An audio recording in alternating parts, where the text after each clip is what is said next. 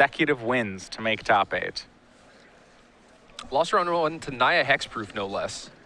Yeah, that's the way you always want to start the days. Starting out by getting 2-0'd by Hexproof. Yeah, I mean, that's certainly kind of rough, and a lot of people would be disheartened by that, where it's like, all right, I'm playing this Jund deck, I've been doing pretty well with it, and this is probably my one bad matchup, right? And I was just kind of unlucky to play against it round 1. There's not a lot in the field, but Steven did not let that deter him by any amount, and then just won all of his matches. Well, both players start the game on a Temples. We wait to see them get actual action into play. You see Steven building up toward, he has 2 Nissas in his hand right now. How good is that card against Mono Black Devotion? It is really good as long as you're able to keep their board clear. I think the issue with the Jund Monsters deck is that instead of having things like Pelukrinos and Stormbreath Dragon, although we see that Steven still has Pelukrinos in his deck, but generally when you're relying on Planeswalkers, you also have to keep their board clear, otherwise they can just attack down your threats, and then that's the big issue here. Yeah, you see Steven's hand with the turn 2 Mana Accelerant. The plan was turn 3 Pelukrinos, turn 4 Nissa. Peter's gonna have a chance to disrupt part of that. He could take a backup Nissa or just take next turn's play, and he's going to go ahead and leave Steven with no turn 3 plays. He thought seizes away the Pelukrinos. Yeah, that's certainly one of the best things about Thoughtseize is that in this case, it is kind of like a time walk where you just took away your opponent's ability to do anything on this turn. Well, yeah, I know when I've played Monsters decks, like that's one of the most frustrating things about the card Thoughtseize against the deck, is you're kind of like this like Birds of Paradise style deck where you make a couple mana creatures and ramp into 1, maybe 2 payoff spells, and when they just take away part of that hand, they can really do a number on you. Yeah, but then again, sometimes you can just peel another 4-drop. Sometimes you just draw the Xenagos when on the turn you hit your 4th land. And a great draw there for Steven. He gets Xenagos into play, makes a Satyr, and has Opolka down to 16. Yeah, Xenagos is also maybe the best card he could have drawn. It's hard to say, but Xenagos is a consistent source of threats, and it's one of the things that does really well against Desecration Demon. Yeah, Planeswalker team is assembling for Steven. Peter does have a blocker here. He played Nightveil Spectre for the turn. That'll block some Satyrs, but you're absolutely right. Peter has a Desecration Demon actually in hand, and this stream of Satyr tokens can keep the demon under check. Yep. That's going to be really important too, especially if he is trying to protect his Planeswalkers from those creatures. Yeah, so when I was saying before about, the Nightveil versus Lifebane decision, when I think about Mono Black Devotion and how the list has changed, that's like the one thing that sometimes week in, week out changes about the deck. Opolka's actually on both. He's playing 3 of each in his deck. Oh, okay. And Planeswalker 2 joins the party for Steven. He has Nissa, Worldwaker. And he actually, once again, as we've seen it all weekend, he plussed Xenagos for mana that turn so that he could make one of his lands a 4/4 instead of tapping all his lands and then get an attack in earlier here. Yeah, we've seen a lot of that this weekend where Xenagos, like the mana ability is there and it's certainly relevant, but I think this weekend more than any other, I've seen Xenagos +1 and just do some ridiculously broken things. Yeah, I mean, usually you'd rather have a permanent 2/2 than, say, 2 extra temporary mana. But yeah, in this case, I mean, that play looks very, the ability to make one of your lands hit a turn earlier seems really relevant. He has Opolka down to 12 now. Yeah. And even if Opolka tries to stabilize with the demon, Steven can just start sacking cards to a demon and then hitting him for 4, maybe 8 trample damage thanks to Nissa. Right, yeah, I mean, his Sylvan Caryatid has done its job at this point. He has Xenagos pumping out Satyrs.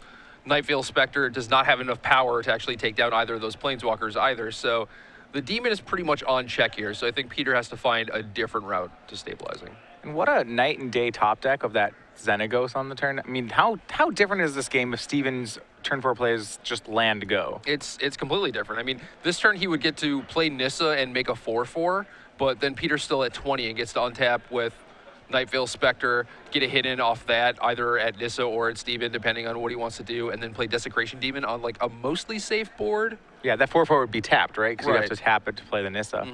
Yeah, it seems like it would be a fine board for Peter, whereas now he hits with the Nightveil, he puts his Xenagos to 2, makes a Desecration Demon, and you have to think Steven can tap the demon, make another 4/4, hit Peter for 8. I mean, Peter is almost out of life points. Yeah, I mean, he also has a Gore-Clan Rampager for the killing blow. Okay, well, will that draw this turn? That makes things pretty rudimentary here, and that'll do it. Steven Mann gets game number 1 over Peter Opolka. powerful start by the Jund Monsters deck. Yeah, I mean, the decks end up playing very similarly, both Jund Monsters and Jund Planeswalkers. You know, sometimes you accelerate into Pelucranos or Stormbreath Dragon, and you get the game over with that way. But if you play Xenagos and Nissa, like, those are also very good threats as long as your opponent doesn't have much of a board presence to attack them. Yeah, and actually, so with his build of Jund Monsters, it's pretty straightforward with 4 ofs, right? He's on 4 Xenagos, 4 Nissa, no other Planeswalkers. Right. And I do like that as how that played out there. Really, that's one of the more impressive situations I see Nissa in. Nissa to me has been one of these, like, it's very, like, sometimes good, sometimes bad cards. When you have a stable board, the card is it's just a house. It makes a lot of power really quickly. Yeah, I think we saw over the course of the day yesterday that the first Nissa definitely made a 4/4, and that helped a lot. But maybe your opponent dealt with it in some way, either with like a Hero's Downfall or Banishing Light, and then the game continued from there. And then the second Nissa was just like, oh, that's lights out. All right. So the reason we brought you back into the booth, if you're not familiar with the Star City Games Opens, is we have trivia questions that we ask during the top 8, top 4, and finals of each of our Opens. So that'll be 6 questions that we'll ask today, and if you correctly answer one of them, if you answer one of them and we get the correct answer, you'll get 3, 6, or 12 months of Star City Games Premium, depending on which question you answered. So as we're in the top 8, we're going to ask a question, and if you answer this question before the end of all our top 8 matches, you might win 3 months of Star City Games Premium. We have a little bit of a theme going on today, right? So this is our last tournament of Return to Ravnica in Standard. So it's kind of sad. It's kind of sad. I was a huge fan of Return to Ravnica. I remember 2 years ago when they announced that, hey, we were going back to this plane. I think I, along with most players, was really excited about it. Ravnica. Yeah, I don't know if anyone who heard that and was like, Ravnica, man. Really? Aww. Gosh. No, I think it's a great set. So we're kind of going to go on a theme here of questions. I'm going to ask here. All right, and this is an open-ended question, so answer it how you want to. If you could open one more booster of Return to Ravnica, what rare would you want to open and why? So this is open-ended. Give us your answer, and we're going to pick one of the answers, one of the best answers we receive, and we'll read that answer on air, and that player will win 3 months of Star City Games Premium. So go ahead. Any rare, give us the reason you'd want to open it. Make sure you put the hashtag SCG Premium on your tweet, and wait until the end of the top 8 matches. And have fun with it. Yeah, absolutely. What rare would you want to open? You have one? I don't know. Don't say Pack Rat. Don't do it. Yeah, am I playing limited? Pack Rat would be good. I have a playset of Deathrite Shamans. Okay. I might just want to own like a Sphinx's Revelation, just like all the good times. Yeah, just to kind of remember that. Revelation's fun. That's a good. All right. Yeah. I might even go like, what are like Jared? That guy was pretty sweet. I remember he was the first rare I saw from the set. I remember thinking like, okay, this set's going to be good. Because he was in that pre-con ahead of time. Yeah. So we all got to know about the card. But anyway. He was very close to actually being good, too. Yeah, there were a couple of them in the sideboard of the Ari Lax Black-Green Dredge. Or in the main of the Black-Green Dredge deck had this combo finish with it. All right. Well, while they're sideboarding, we're going to bring you back into the match and look at the players' sideboards a bit here. Peter Opolka's down a game. Looking at his board, I would have to think Lifebane Zombie. You want more of that. Your opponent is a green deck playing green creatures. That sounds great. And as you generally assume against a green deck, Doomblades are the order of the day post-board. You just kill all the things. Yeah, sort of. I mean, Steven doesn't actually have a lot of creatures in his deck. That's what I was going to ask here, right? So he's this monsters deck, but with 8 Planeswalkers instead of... So you can't Doomblade and Lifebane Zombie these 8 Planeswalkers. Like, does that change how Peter sideboards here? Well, he has 3 Devour Flesh's main deck and an ultimate price, and I think maybe you could upgrade some of that removal if you wanted to. Bioblight is actually pretty useful for containing a Xenagos. Like maybe if you let it sit and play for a few turns, but then you finally found the Hero's Downfall to get rid of it, or you finally got to attack it down, you might want the Bioblight to actually take care of those tokens. So I might want to keep in all those Bioblights still, but things like Devour Flesh, not very effective against Elvish Mystic and Sylvan Caryatid. Well, it's close, right? Because it's great against Xenagos tokens, but when you look at all the other creatures in this deck, Courser of Krufix, Pelucranos, Scoreclan Rampager, Nissa Worldwaker, like, Bioblight seems to me like it could be a great card, or it has potential to be not a removal spell, which I'm not, like, can you even keep in cards that may not work? I don't know. I mean, like, Steven also has Scavenging Ooze and Elvish Mystic, so you have some targets, obviously not a lot, but I do feel like you have to keep in at least one. All right, on our other match, Gonzalo Velasquez takes game 1 off of Justin Uppel. Gonzalo's playing Jund Planeswalkers against Uppel's Mono Black. Both are Mono Black Devotion decks in the top 8. Right now, down a game. I mean, that's not really surprising, right? That has been the best deck for about the entire year. And I feel like at this point, people are playing decks both that they like and also because they're good against this mono black devotion deck. Yeah, we look here at Steven Mann's hand. He's getting thoughts. He's also on a mull to 6 here, but from Peter. He had a Mountain, a Landmore Wastes, a Black-Green Temple, a Chandra Pyromaster, and a Sylvan Caryatid. Mizium Mortars was the card taken by Peter, so... Yeah, do you smell Pack Rat, Night Veil Spectre? Yeah, I mean, maybe it's a Pack Rat. It could be any number of things, really, but it really reeks of just like, hey, I have this threat that I want to protect. Right. I mean, because the cards he left him give Steven turn 2 Caryatid, turn 3 Chandra, right? And that's what Steven was probably going to do anyway. So it's like, okay, you didn't actually break up his game plan. You're protecting your own. Right. But those Planeswalkers are pretty easy to get attacked down by this black deck, actually, as long as they're able to stick some sort of threat. And here is that Return to Ravnica Rare that everyone knows and loves so well. It's turn 2 Pack Rat. That is something I'm not going to miss. I'm not going to miss turn 2 Pack Rat in any format. Yeah, I probably won't either. And for me, it's not just that it was a really powerful play. Like, it is very powerful, right? We even do it in Modern. It's more like every turn 2 Pack Rat game plays out exactly the same. It's like, you know what he's going to do? He's going to make rats. And this is going to be like, I've seen this before. I know how this story ends. Yeah, not only is it somewhat frustrating to play against, but you are right. It just takes all the gameplay out of the game. It's just like, okay, well, I'm on this Pack Rat mode. Like, there's very few cards that you don't discard to Pack Rat. Steven's recovering from his mulligan here, though. Courser of Crewfix was his play on turn 3. He played it before his land drop, flipped a card, and indeed it was the stomping ground he was looking for, and nets the extra card. And so far has a wall against possible Pack Rats. It was... You have to think it's a pretty good draw, right? Because his original play was to play Chandra Pyromaster, but that wouldn't have done very well in the face of an army of rats. Right. Yes, now he's just trying to use Courser of Crewfix to make those extra land drops, maybe gain some life, get a little breathing room. If Peter has a 4th land, the Courser's not going to be blocking this turn because the rats are potentially going to be 4/4s. But Courser also helps him kind of control his draws a little bit and get the excess lands off the top of his deck to find more action. Well, here come the rats. A Devour Flesh made a second one last turn.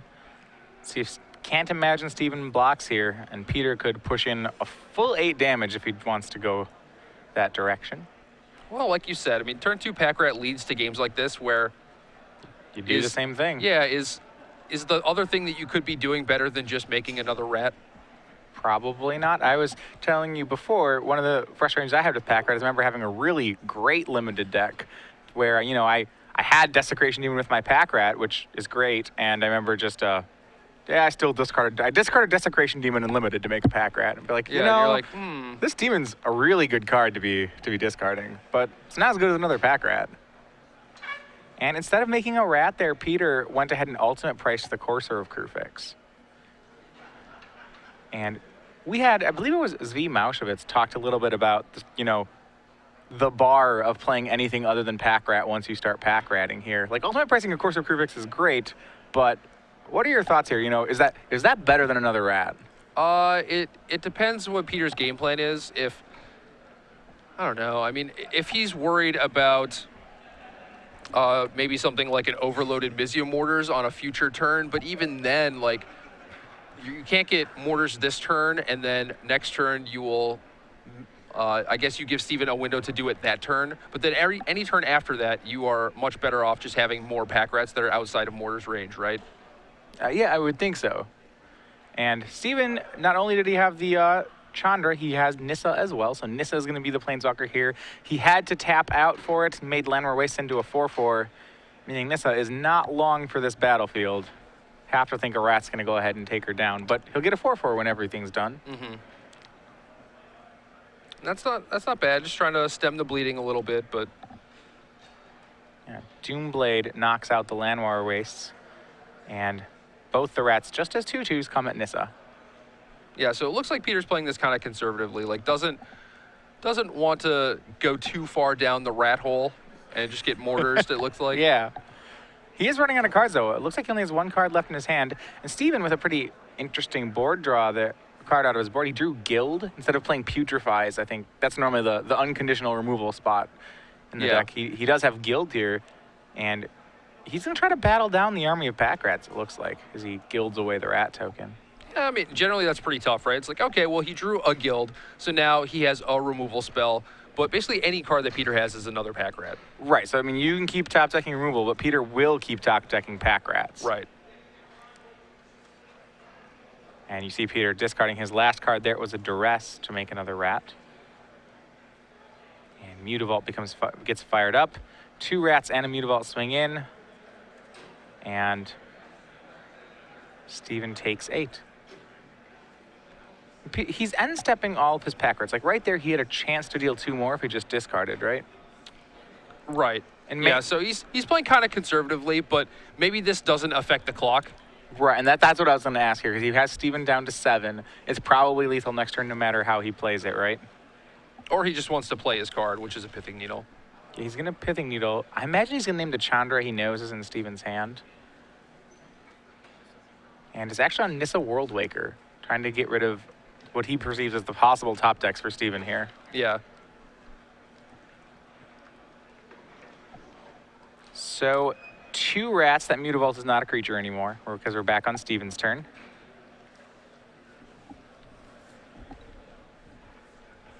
Yeah, so I think if Steven had the Nissa, he would be able to use the guild token to make a 4/4 with it. But I think that would just fall under the bus of the pack rat. Yeah. Chandra was the play this turn. Gonna have to 0 it. But what is he what is he hoping to draw, you think? I think at that point he was just looking for a removal spell. Either a Mizzium Mortars or a Dreadbore that would allow him to kill a pack rat and potentially live through this turn.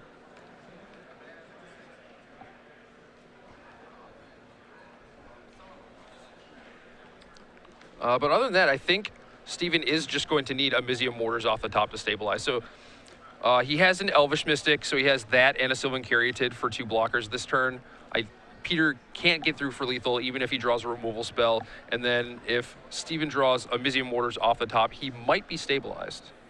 So there's yeah, and this is one of the things where, Peter has, in playing conservatively, he's made a lot of cards. He's like, despite being a Packer world, he's cast a lot of cards that aren't Pack Rat, which like has pros and cons, right? The pros are that, we have a needle on Nissa. That's a great thing to have in this matchup. Right. The cons are that there are a couple outs that you're giving Steven by doing that. Yeah, that's very true. It's like, I totally see why you would want to needle a Nissa, right? But when you compare it straight up to just Pack Rat, well, at that point, it was a 3/3 creature that also gives your other creatures +1/+1. Becomes a 4/4 when you activate Mutavault. Yeah, that seems pretty powerful. So we saw there an attack put Steven down to 3. Steven 0'd the Chandra. Could he find Mizzium Mortars to overload? It actually would still work here, but it just found a Dreadbore. That's good. I don't believe it's enough. Not with him being at 3 life. Right, because each of these rats could hit as a 4/4. You see that token hiding on the other side of the Mutavault. He's going to make a Xenagos. So now he has 2 blockers against the 2 pack rats. And he can take 2 off Mutavault, so he can go to 1. He's still got a shot, because he's going to get a chance to see 2 cards next turn. If he can get a Mizzium Mortars here, he could stabilize. Yeah, that's always the dream, right? Mizzium Mortars does a lot of good work in just catching you up in the games that you were super far behind. And we're back on Peter's turn. First thing he does is he activates Mutavault. And if you're the Packer guy, you're more or less locked into your game plan. He swings the team. We see the 2 chumps from Steven. He takes the hit off Mutavault. He goes down to 1, but he gets to keep both his Planeswalkers. Can he draw the Mortars he needs? Draws 1 card for the turn. And it's not just Mortars, right? Oh. that is a Mizzium Mortars. I mean, Steven is still treading water here, right? Like, he has a Xenagos, which can make a 2/2 to block the Mutavault, but he's still dead to any removal spell. Yeah, so Mizzium Mortars overloaded, took care of the rats. And I was gonna say, there's no way Peter can stop that one from happening.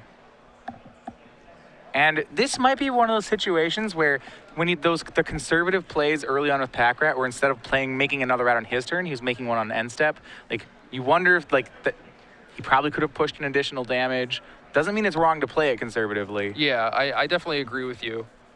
It's one of those things where, like, yeah, I could have taken different lines to win the game given what happened, but I'm not sure if that's correct. Like, if the situation had come up again, would I make the same play or not? Right. Desecration Demon plus another Mutavault are the plays for Peter here. One kill spell would have done it. He would have killed the Satyr and swung in with Mutavault for lethal, but now Steven gets to untap with 2 Planeswalkers and 6 mana. He does have a job ahead of him, right? There's 3 creatures on Peter's side. He still needs 1 card to get back in the game. He's going to make a second Satyr, and that has 2 of Peter's creatures covered, but he needs something to deal with the third one. We'll see what his draw is. He can get 1 extra card look from the Chandra 0 ability. And we'll see what it is. Exiles, it's Overgrown Tomb. Is the card in his hand a land or a removal spell for Desecration Demon? Or a creature. Or so, yeah, a creature or a removal spell. And we'll see if he can get there. Over on our backup match, Justin Uppel has equalized. He's now 1-1 with Gonzalo Velasquez as they go to game 3. Makes a Satyr token here with the Xenagos, and he passes. It doesn't bode well.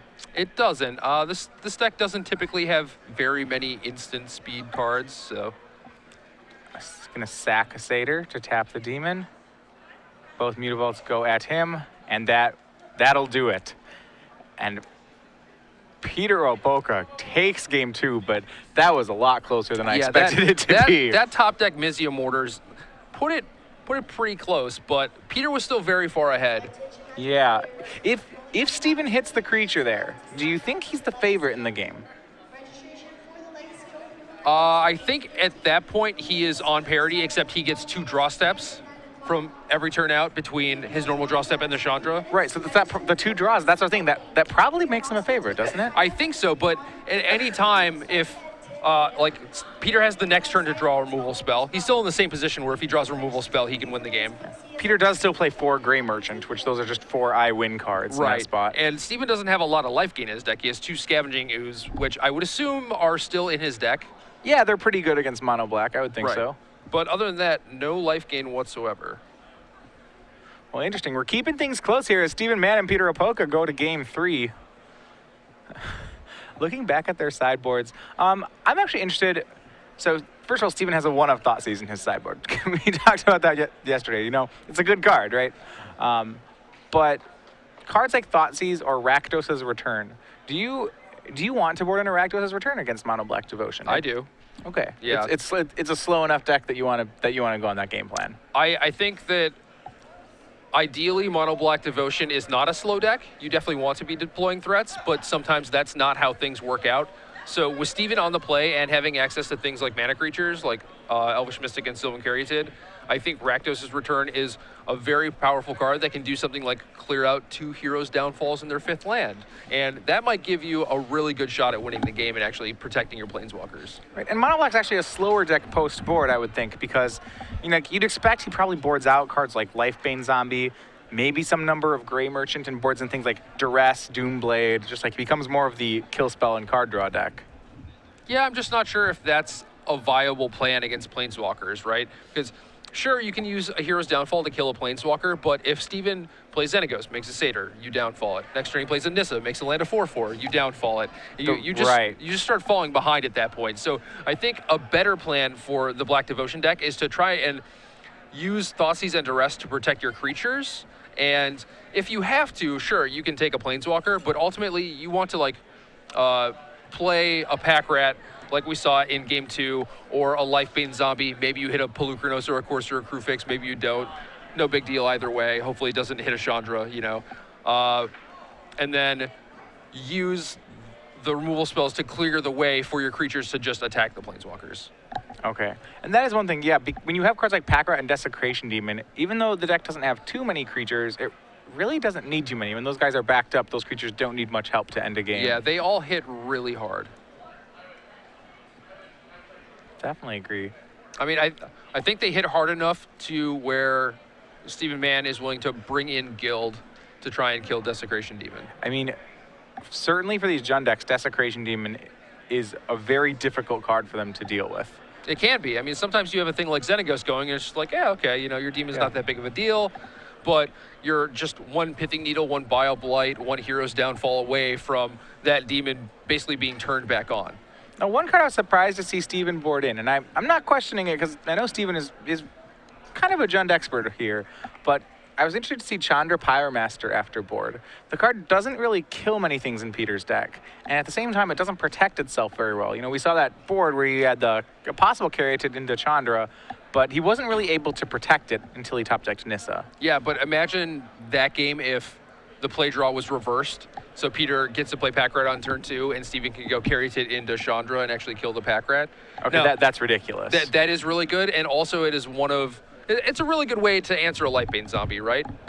Yeah, okay. So there are targets, especially when you're on the play. Yeah. Pack Rat's real. And I think the ideal scenario for Chandra is that you have these 4 Dreadbores, these 4 Mizzium Mortars, you're siding in guild, you have enough removal spells that you're able to keep their board clear, and then you just ride the Chandra to victory, basically using the 0 every turn. All right, we have our first results in, and this is Philip Fortner versus Christopher Johnson. The Naya mid-range deck fought valiantly, but it is Philip Fortner and his Jund Planeswalkers deck in a 2-0 victory, moving on to the semifinals. Yep, Naya is out. So we could have what, 3 Junds in our top 4 possibly. Yeah. Different styles of Jund, all of them, but once again, what is it? One of the things I like to say about how Standard's been recently is when you add enough cards, eventually Jund ends up on top. As of late, that certainly seems to be the case, right? Yeah, I mean, you looked at last year's Standard, Jund midrange did end up on top. You think about Modern, and it's like, as we add more cards, Jund keeps getting closer and closer to the top of the format. Yeah, you just played the best removal spells, the best cheap spells. You have things like Thoughtseize and Abrupt Decay, which just handle a wide variety of problems. And you just kind of have all the answers, and of course there are going to be some really powerful, efficient threats within those 3 colors. Are you a fan of piloting Jund decks? So when Jund was cool, I was like, nah, man. I'm gonna play Naya or something, right? But now it's like I haven't played Jund in so long that I'm like, oh, this is pretty great actually. It doesn't feel bad. I don't feel like I'm the bad guy. You sure get to play all good cards when you play Jund. Every single card, you're like, wow, I love this card, and that's you're like, wow, this one's great too. Yeah, I mean, I played the Jund Monsters deck in the Open in Portland, and granted that didn't go well, but it was fun. It was interesting. It was a deck that I hadn't played with, or like a style of deck I hadn't played with in a while, and that was nice. We are underway with Game 3. Steven Mann's on the play. He plays a Temple, has a tough decision to make. Looks like he has Elvish Mystic and a second land in hand, but he has no more lands after that. Eventually decided to keep on top. So his mana base is a little unstable this game. We'll see he drew a red-green Temple for the turn, so it's going to help things a bit. So now even if his Elvish Mystic dies, it's not that big of a deal. Yeah, before you're thinking, okay, if this Mystic dies, maybe he doesn't get to play. Right. So pretty good start, though. Gets to play a second Temple and now play the Elvish Mystic. Does have a turn 3 Chandra if Peter lets him have it. And probably not. Thoughtseize, the play from Opolka. We actually see 2 more red sources. So Mountain, Courser of Krufix, Chandra, and Mizzium Mortars. So we might see a similar thing to Game 2 where he just takes the Mizzium Mortars and tries to ride a creature. Maybe he doesn't have any creatures and wants to take that Chandra because otherwise Steven Mann can just run away with the game with that. Presumably there's a removal spell lurking somewhere for that Courser of Krufix, so maybe that's not a big deal. Looking at Peter's hand, he actually can take the Courser, and he has a Pithing Needle and a Swamp in his hand, so he can Swamp Needle the Chandra here. Okay, that makes a lot of sense. Plays the Swamp, but opts not to Needle. Yeah, I'm surprised. I expected him, when I saw him take this Courser, I was expecting him to then Needle Chandra and just be like, all right, have fun with your mortars and lands, go. Right. Yeah, that makes a lot of sense. But again, like, Steven can't get a lot of value out of this Chandra, and Peter was kind of burned in Game 1 when Steven peeled Xenagos off the top. Right, so maybe you can play the Needle next turn. By letting Steven have a Chandra activation this turn, you're taking 1, right? And what's that? And you lose a mana, depending on what you're trying to do next turn, right? That could actually be relevant. There are enough 3-drops in this deck. But I suppose if you don't have a 3-drop in your hand, maybe wait a turn. So just on the off chance that instead of making Chandra, he makes a top-decked Xenagos that you don't that you're still fine. Well, this needle is actually kind of important, and I just want to cover myself against that happening. It's not super likely, but Steven does have 4 in his deck, and these players have seen each other's deck lists. Yeah, I actually really like that play when you look at it that way. But Steven, he's not going to make the Chandra. He swings Elvish Mystic and just passes.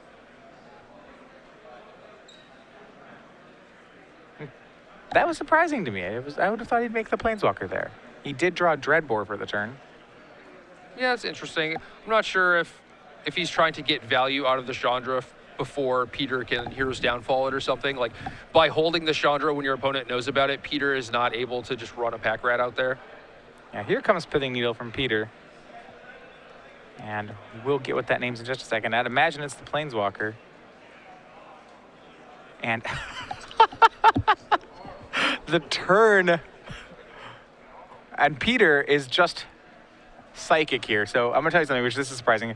The needle was set to Xenagos, not Chandra. So I was kind of right, you know? Yeah, but he just blind needled Steven's top deck. Right, yeah. I mean, what did Steven draw? He drew a Xenagos.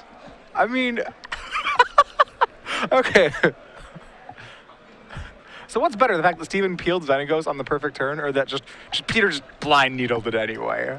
I mean, it made sense what Peter was up to, right? It's like, well, Chandra's not doing a whole lot, and yeah, it would be nice to just trade 1-for-1 here, but that's not the big issue, right? Like, some people, when they play limited, they use their good removal spell on the first reasonable creature, but it's like, if that creature's not actually killing you, maybe you should save it for their bomb, and I think that's what Peter did.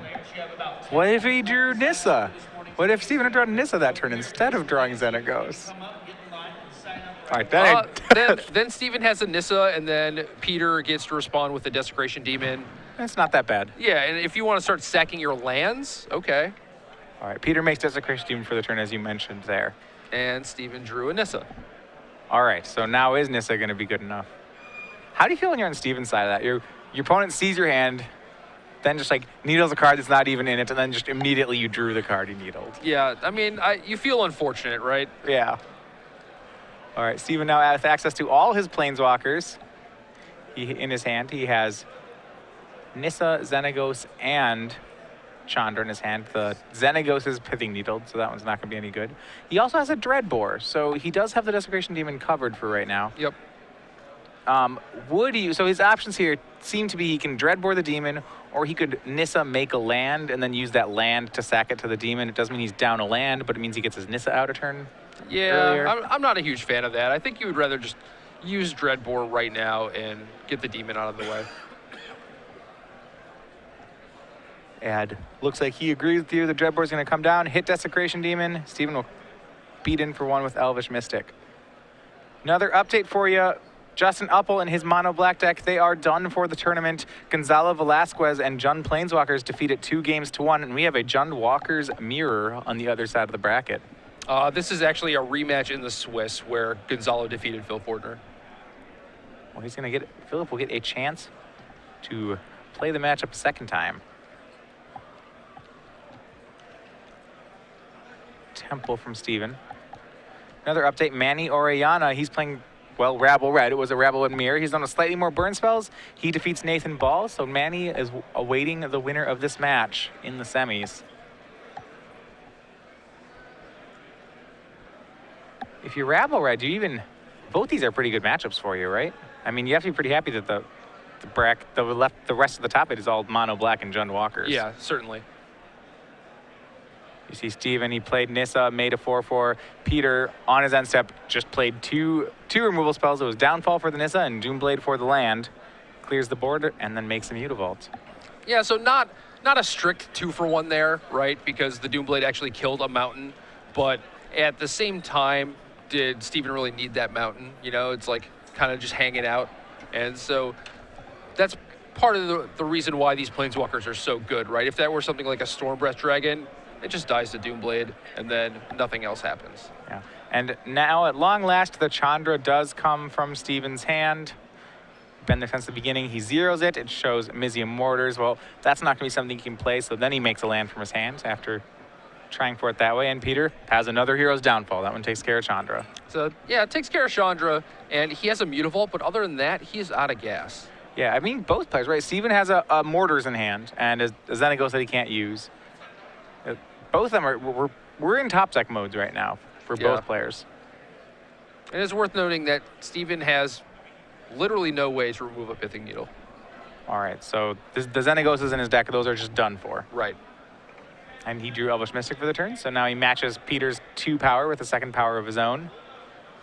And where are we with Peter? He's going to activate Mutavault and swing. I believe his hand is double land right now, saving them in case he draws a Pack Rat.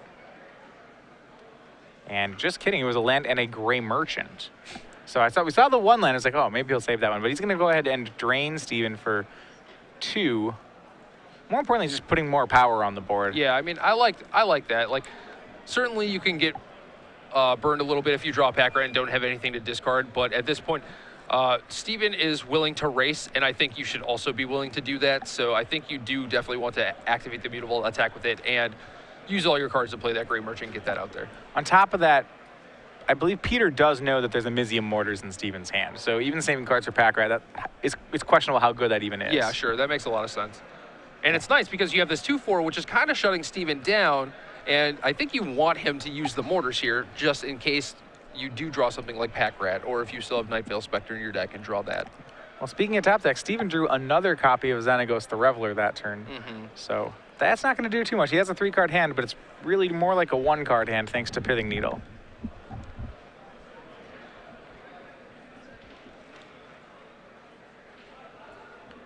And we'll see. This is the question, right? Does Steven fire off Mortars at the Gray Merchant? It's not the ideal target. It looks like he's not going to make that play just yet. He passes the turn. Yeah. He can probably take a 1 or 2. You can take like 2 or 4 points of damage before deciding he has to make that play. Yeah, I mean, he certainly could, but the issue is, like, what is the worst case scenario? Is that you end up taking a bunch of extra damage, and then maybe Peter draws another Gray Merchant and gets you for a little bit more damage, and he's just like cutting your draw steps at this point. Certainly true. If, say, Peter's just this draw even is another Gray Merchant, well, then you really will feel like he should have played the Mizium Mortars. Well, at that point, you get to overload Mortars, so it's not that bad, I guess, but... Steven's draw more removal. He drew Dreadbore for the turn. So now 2 kill spells in hand. We'll see. I think at this point he'll try to take care of Gray Merchant. I do too. It's just a question of which one you way, use. Right? So Mortars is better if Peter top decks Pack Rat, but Dreadbore is better if Peter top decks Demon. Exactly. And right now, one of the Demons is gone, and we haven't seen a Pack Rat yet this game. So in theory, it is more likely that Peter draws a Pack Rat. Right. Steven starts out by swinging with 2 Elvish Mystics. Peter's been offering him the trade of Mutavault for 2 Mystics, but Steven's been declining that trade. The Mystics are pretty valuable on this board, you'd think? Well, I mean, they're not valuable in the sense that, like, oh, Steven needs more mana, or he needs some 1/1 creatures or whatever, but I think Steven just wants to be attacking. Like, he doesn't want to play a long game against this mono black devotion deck, especially when one of his best cards is Pithing Needled. Sure. Opolka swings for 2 more with Mutavaults. Opolka winning the race right now, 14-8. Steven needs a threat, but can't seem to find one. He's finding many more kill spells. Now a guild joins his Dreadbore.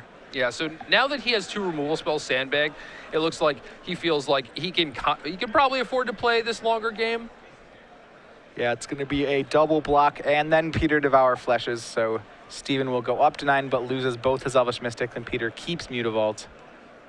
Steven will need an answer, but he has a Mutavault of his own. And as far as answers go, that's a pretty good one. I mean, we've seen blue-white control decks like basically play Mutavault just to answer other Mutavaults. Yeah, when you play blue-white, that's what my Mutavaults. They're for hitting other people's Jaces and trading with Mutavaults. Yeah. Hero's Downfall takes care of the Mutavault when Steven goes for the activation, however. And this is a scare when Peter then plays a second Mutavault. Yeah, now you're like, oh, but there we go. Of course, your Crewfix will do pretty well here if Peter doesn't have another kill spell. Steven plays Courser and shows a 3rd copy of Xenagos the Reveler. So at this point, are you like, all right, this is pretty unlucky. You know, my opponent has his Pithing Needle and names this card, and I draw a bunch of copies of it. But at the same time, can you really be mad? Because you drew a bunch of Xenagoses, and they are really good in the matchup. Like any other time, you'd be super happy to have this draw, right? Yeah, they're great cards in the matchup. You're right. I like to think that I keep very level-headed during my matches. Am I level-headed enough to be like, yeah, he needled a card I didn't have, and then I drew 3. I'd probably tilt a little bit. I would, maybe not like full-blown, oh, how lucky level, but I certainly would be, Just like, I would be how did this happen? I'd be displeased with this. Like, well, that is, I would just be like very calmly like, that is well above average of what I expected the card to do. Yep. I'd probably just leave it at something like that. Now, we see both players trading top decks here. I feel like then, if you're mono black, how often do you keep in Underworld Connections in this matchup? Because that seems like almost one of the best cards to draw on this board. Yeah, I think it's pretty good. Not necessarily because you want to play this longer game, but just because it allows you to kind of weather through the Jund Planeswalker's removal suite. Where, like, especially after you see Steven's deck, it's like, well, he's got Dreadbore and Mizzium Mortars both at 4x. So yeah, it is tough to keep a creature alive. And Peter plays another Desecration Demon, but Guild will come out of Mann's hand. And you see this, right? He has a Dreadbore in hand, another Dreadbore on top of his deck. Like, it's going to take a lot of work here for Peter to land something that he can keep. Even if he plays Pack Rat, he doesn't actually have that. He has 1 extra card in hand, right. So Steven could actually Dreadbore both Pack Rats. Mm-hmm. And Courser of Crufix going to try to go to work to help Steven find a way to win here. So it nets him another free card. This time it's Land War Wastes. But Steven, no threats, but a lot more removal. Right now his hand is 2 Dreadbores, 3 Xenagos, and he has a Mortars on top. Yeah, that's a full house. He has the threats. Yeah, Xenagos full of Dreadbore. He has the threats. It's just the Pithing Needle doing so much work. But it just seems, so this is interesting, it just seems like he has as much time as he wants, though. Like, Courser's gaining him some incidental life. It doesn't feel like Peter's top decks are very live. When I'm looking at Steven's side, it's just, this feels safe. Yeah, I mean, it has gotten to the point where Steven is able to have enough removal spells to cover him against a lot of things, but Underworld Connections would be the one thing that he can't necessarily do anything about, right? Right.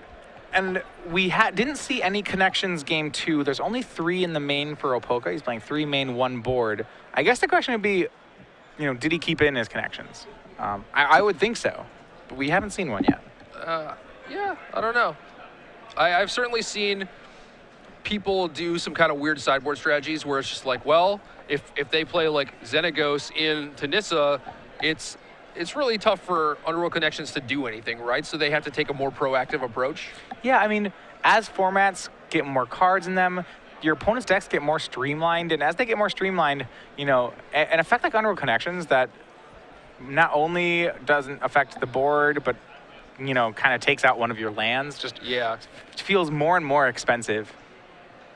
Yep, I was definitely going to note that. Not only is it costing you life points, which you might need, but yeah, you really can't tap that land for mana anymore if you want to keep drawing cards. You have a decision to make every turn. Yeah, you didn't sacrifice a land to play it, but you kind of did. Yeah. We look at Steven looking at Peter's yard. It looks like he's actually counting kill spells here. Yeah, he's just like, okay, so I have this Nissa on top. That's great, right? That's what I wanted. That was what we were waiting for this to happen. Yeah. And you look at Peter's hand. I mean, he's drawn another Desecration Demon, but, well, that's not really here or there, right? And Steven has, I think, 2 to 3 sorceries kills, like unconditional kill spells. Yeah. And Peter knows it, too. He watched Steven draw them all. Right. Yeah, at this point, Peter's just like, well, my Pack Rat out is probably gone because he has a Mortars and a bunch of removal spell. My Demon out is certainly not there because he has a bunch of removal spells. And now you're just playing this game where it's like, that Steven is just sitting on all these removal spells, but you have to keep playing at the same time. I mean, it's just Underworld Connections if you're the black deck, right? Are there any other cards? Are there any other cards that do it from here? Did you see Steven? He gets Lightbane Zombie and tries to exile all 3 of the All 3 of the Xenagos. Xenagos. Because he knows that he can't kill the Pithing Needle, so those Xenagos are just completely dead. Yeah, we do look at Mann's hand, though. Guild, Dreadbore, Mortars, Xenagos. So full 7-card hand for him. Effectively a 4-card hand, but... Yeah. Can't take anything in now, though. He gets to draw Nissa. You see Chandra on top. This is an impressive display by Jund Walkers. Normally when you get to this spot in the late game against Mono Black, Like, Yeah. Mono Black's normally very powerful in this position. Yeah, generally. I mean, they have something like Underworld Connections going. They have things like Gray Merchant that can just drain you out when you're trying to just sit on removal spells because of things like Underworld Connections. Or they just play a pack rat, and it's like, I'm going to make 3 pack rats. What are you going to do? Yeah, you've gotten to the point where you have 8 mana, and you're like, I'm going to play this 1 rat. And, oh, by the way, I'm going to make 2 on your end step, then I'm going to untap, make 2 or maybe 3 more and kill you. Also, fire up my Mutavaults. Yeah, just like this 1/1 for 2 that I just played is going to 15 you next turn. Yeah. And it's all going to be at instant speed, so your sorcery removal doesn't even really matter. Right. I mean, Mizium Mortar certainly matters, but, maybe we can draw a Duress or a Thoughtseize before that. Yeah, but the time he has to do that is ticking real quickly here. Steven makes Nissa. Temple of Abandon turns into 4/4, and that's going to enter the red zone. Peter, just with 2 Mutavaults, doesn't want to make the black, and he's going to go to 10. Yeah, I mean, he's just kind of in a hard spot here, right? Where it's like, yeah, you could trade with those Mutavaults, but I think part of your game plan might involve pack rat at some point, so you might need those Mutavaults. Yeah, he has very little time now, right? Yeah, I know. Nissa's a beating. Nissa closes the door very quickly. Yeah, so we talked about this a little bit earlier where the first Nissa comes down and kind of just dies, but this is very much where you're in a stable board position and you have the second Nissa and your opponent has been bled dry at that point. And a land from Peter Opolka. Does he have a way to deal with these 4/4 lands coming at him? We know he has a Desecration Demon in hand, but Lifebane Zombie showed that that's not going to do much. Steven has 3 more kill spells. So he's going to have to answer the Planeswalker somehow, but there aren't many Heroes Downfalls left in the deck. I think he has 3 in the graveyard already. Okay. And then here come a pair of Demons. Something that would normally be great in this matchup. Demon's pretty good against Jund strategies, but Steven has it covered, and both players know it. Right.